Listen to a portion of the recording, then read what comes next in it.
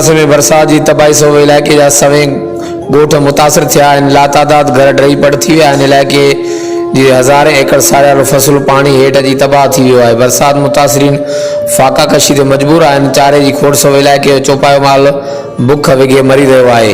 हुकूमत बरसात मुतासिरीन के रिलीफ न ॾेई सघी। ॿिए तरफ़ करमपुर जी हिंदू बिरादरी समाजी अगुवाणनि सेठ जीवत लाल गेई, बाबूलाल मंदाण, सेठ वासुदेव लाल गेई, ठारचंद बालाणी, अनूप कुमार, अमित कुमार ऐं करमपुर जी ॿी हिंदू पंचायत तरफ़ां शहर ऐं इलाइक़े जे बरसात मुतासिरीन ॻोठनि खे पकल खाधो ऐं सुको राशन पहिरें ॾींहं खां वठी अॼु ताईं फ़राहम करे रहिया आहिनि।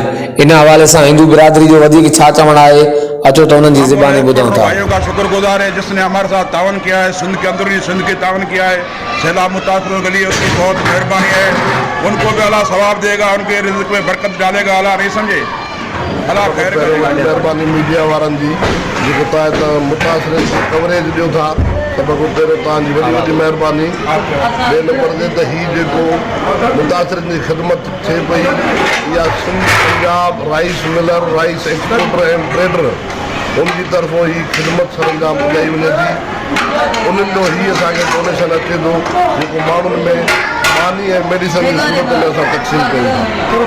अच्छा, सिर्फ़ तव्हां पकल खाधो ॾियो था या उनखे अलावा राशन बि ॾियो था? असां पकल खाधो ऐं मेडिसिन, पकल खाधो ऐं मेडिसिन एसोसिएशन जेके बि आहे सभु इन ख़िदमत में शामिल आहिनि।